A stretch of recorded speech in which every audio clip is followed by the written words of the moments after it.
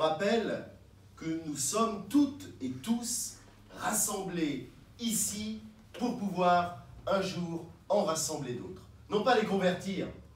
Vous savez, je n'aime pas que ce mot-là nous soit approprié. Dieu seul fait toutes choses nouvelles dans le cœur de l'homme. Mais transmettre, simplement transmettre ce que nous avons reçu. Transmettre cet amour familial qui existe entre nous et qui fait qu'en venant ici, nous nous sentons libres.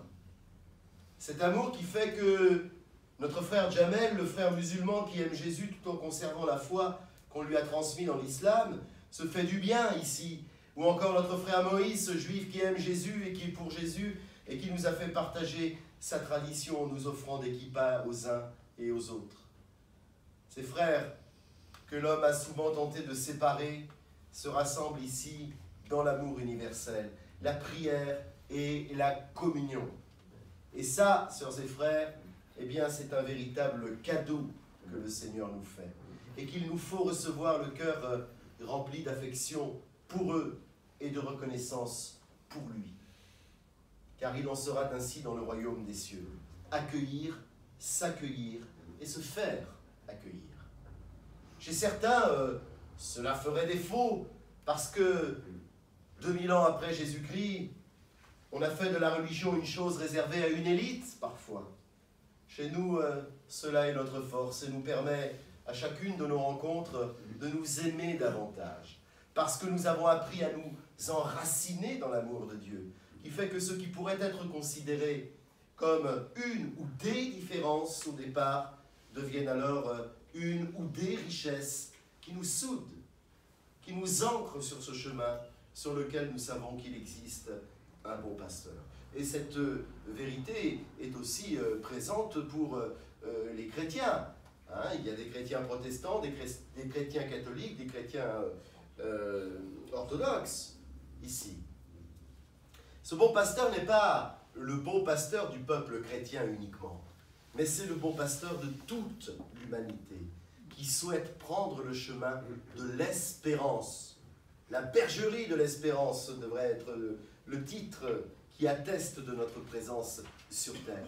Jésus s'est présenté lui-même comme étant ce bon pasteur, c'est-à-dire celui qui conduit le troupeau, et de fait, il vient aussi transmettre à Pierre, dans notre texte, le plus curieux, le plus hésitant parfois des apôtres, mais aussi, il faut le reconnaître, le plus culotté, il vient lui confier aussi cette charge pastorale.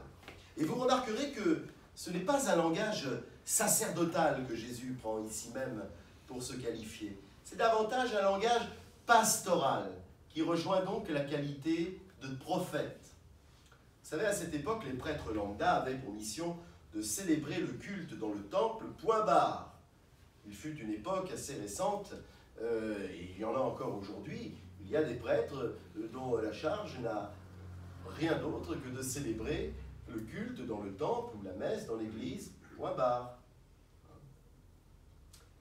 Alors à cette époque, ils offraient l'offrande, les sacrifices, rien de plus. Ils n'avaient pas pour but de faire des croyants.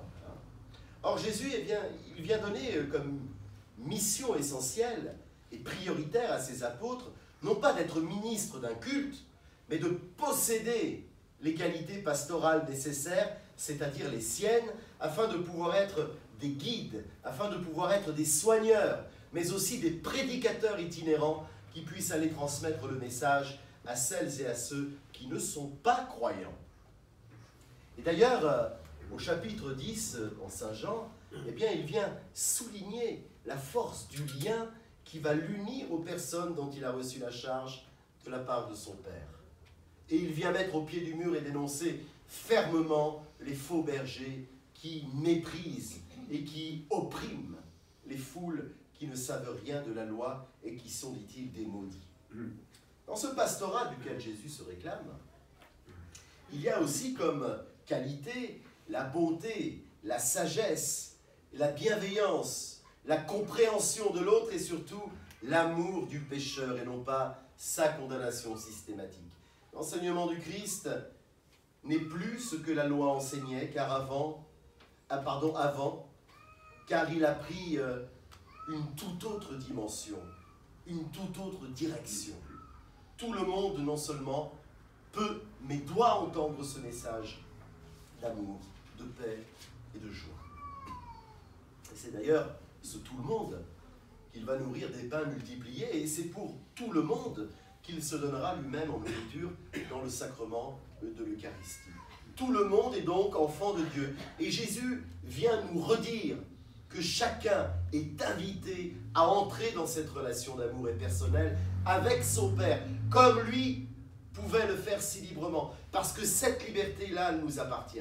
Dieu nous l'offre comme un cadeau. Dieu nous la donne dès notre naissance. La liberté d'aller se jeter dans ses bras ouverts qui n'attendent au final qu'une seule chose, revenir à lui de tout notre cœur, le connaître, le chercher, le découvrir pour le faire sien et ainsi devenir tout en lui. Jésus, bon pasteur, c'est celui qui prend soin de son troupeau. Il n'est pas un pasteur rude, il n'est pas un pasteur sévère, autoritaire, indifférent, comme on a pu nous le dire dans les catéchismes de notre enfance. Attention, le bon Dieu va te punir, mais le bon Dieu ne punit personne. Et Jésus encore moins. Il ne fuit pas devant le danger, ce bon pasteur, mais au contraire, il prend soin du troupeau jusqu'à risquer de donner sa vie pour lui. Et puis aussi et surtout, il a le souci majeur de l'unité du troupeau. Il sait, le bon berger, que certaines brebis prendront à droite, d'autres à gauche. Rares seront celles qui vont le suivre un peu comme un toutou. Il est conscient de cela. Et son objectif est de faire en sorte que tout le troupeau puisse arriver au même endroit. Et il y arrivera parce que la perte d'une seule de ces brebis, frères et sœurs, signifierait l'échec d'un pasteur qui, dans la gloire de sa résurrection, ne peut plus rien échouer. Voilà le boulot de Jésus. Et voilà aussi le boulot qu'il confie à Pierre, et donc à nous autres, qui en sommes les successeurs aujourd'hui. Être à la fois une brebis du troupeau, mais également un pasteur qui doit prendre en considération le message, tout le message qui réside dans ce que l'on appelle aujourd'hui dans nos églises la succession apostolique. Cette succession apostolique, c'est celle que l'on donne, comme les apôtres l'ont fait depuis le début, par l'imposition des mains. Geste qui a été ininterrompu depuis le commencement de l'Église et qui est fait en général par un évêque, pour un évêque successeur des apôtres, le jour où un autre évêque lui impose les mains pour qu'il devienne un évêque, c'est-à-dire un apôtre, un pasteur. Un ministère que l'évêque partage avec les prêtres, avec les diacres, auxquels il donne une partie de cette pleine succession par également ce geste de l'imposition des mains. On appelle cela une ordination. Eh bien, Jésus le bon pasteur, cependant, il vient fustiger les faux pasteurs, que l'on appelle aussi les faux prophètes. Ceux qui viennent pour voler, ou encore pour tuer, pour profiter de la détresse humaine, pour se remplir les poches. Cela existe encore de nos jours, et on réussit à recevoir cette succession apostolique. Nous pourrions ainsi dire que le loup est entré dans la bergerie. Le pape Paul VI disait « Les fumées de Satan sont entrées dans l'Église ». Eh bien, il nous appartient de rester toujours vigilants, afin que les brebis ne puissent pas tomber dans les pattes de ce loup. Et d'ailleurs, c'est à cela que Jésus fait allusion lorsqu'il nous dit « Moi, je suis venu donner la vie en abondance ». La vie en abondance, et non pas un miroir aux alouettes. Autre lecture intéressante pour nous aujourd'hui, c'est le livre de l'Apocalypse, avec une image aussi inattendue que surprenante qui nous est montrée dans le rêve de Jean. En effet, il est dit dans ce texte que le pasteur de l'humanité est un agneau. Ce fameux agneau de Dieu qui a versé son sang pour nous, pour toute l'humanité, et que ce dernier cet agneau siège auprès de son Père de miséricorde infinie. Bien sûr, ce texte de l'Apocalypse a donné lieu à bien des fables, de par son caractère poétique, parfois allégorique. Mais il existe pourtant là une inversion poétique riche de sens, le plus élevé, le plus puissant, vient ici même adopter une posture d'abaissement et de service, ce qui vient renforcer encore la parole de Jésus le Christ qui se situe dans l'évangile de Luc au chapitre 9, verset 48. Le plus petit d'entre vous, c'est celui qui est grand. Et ainsi, sœurs et frères, les perspectives sont renversées complètement dans le royaume du Christ. Elles sont renversées aussi complètement dans son Église. Et les politiques de toutes parts à travers l'humanité devraient s'imprégner de cela lorsqu'ils sont capables de barbarie ou encore de tyrannie dans certains pays. Au moment où Jean écrit l'Apocalypse, on se situe à peu près vers 90 après Jésus-Christ. Il faut savoir que les chrétiens étaient des personnes persécutées dans un monde païen, où ceux qui exerçaient le pouvoir étaient considérés un peu comme des dieux vivants, disposant d'un pouvoir absolu, mais surtout d'un pouvoir arbitraire. Le chrétien représentait une sorte de danger, c'est-à-dire une menace, avec cette revendication qui était la sienne, que l'humanité devait s'aimer, etc. Tandis que ce pouvoir-là, eh bien, il cherchait toujours à élever les plus riches contre les plus pauvres. Et nous devons retenir 2 points essentiels des textes que la liturgie de ce dimanche nous propose. Déjà, que Jésus s'est présenté comme le bon pasteur de toute l'humanité, sans aucune exclusivité, avec un regard plus attentif sur les plus petits, sur les plus pauvres, sur les malades et aussi sur les pécheurs. Il ne nous faut pas juger parce que quand on juge un pécheur, on a un miroir devant nous qui vient nous faire refléter les nôtres de péché. Ainsi, eh bien, Jésus ne réserve son amour à aucune nation, à aucune religion, à aucun clan, mais à tous, à toutes et à tous. Et puis, il faut retenir l'évolution du vocabulaire et des représentations au sein même de l'Église. On a considéré pendant beaucoup de temps que l'activité pastorale n'était réservée qu'aux ministres qui sont des ministres ordonnés, c'est-à-dire les diacres, les prêtres et les évêques.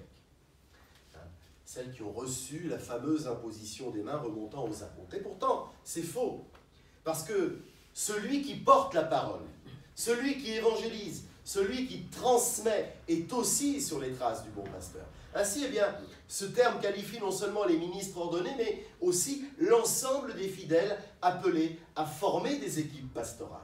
Il va falloir que l'on forme des équipes pastorales ici, parce que nous sommes un peuple de prêtres. Nous portons l'évangile, nous portons la paix de Dieu.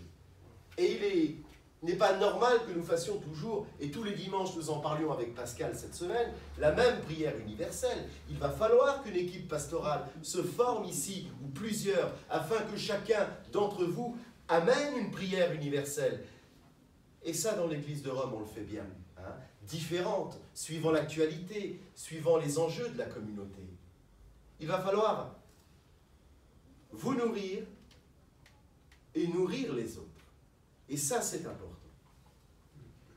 Donc, ce terme de bon pasteur, à la suite du bon pasteur, ce n'est pas que pour les ministres ordonnés, mais c'est pour l'ensemble du peuple des baptisés. Et l'ensemble de ces activités ont à contribuer à l'exercice de ce que l'on appelle la diaconie, servante pour une annonce sans réserve de l'Évangile aujourd'hui. Eh bien cela, sœurs et frères, c'est ce que nous vivons aujourd'hui. Nous n'avons pas choisi une chapelle plus grande pour faire plus beau et payer plus cher, et pour accueillir plus de personnes croyantes, ou pas encore. Les inviter à l'écoute de la parole, les inviter à la table du Seigneur, les inviter à recevoir toutes ces bénédictions qu'il serait très inconfortable de garder pour nous tant elles nous font du bien. Vous savez, lorsque nous étions à la rue Taylor, il y a à peu près 15 ans de cela, on avait un garçon qui s'appelle Vincent et qui venait régulièrement à la messe, au culte, peu importe, le dimanche. Et il venait tous les dimanches d'ailleurs, il est venu pendant 2-3 ans, et il disait « Je suis le seul non-croyant pratiquant ». Mais il se faisait du bien. J'ai tout eu, moi, ici.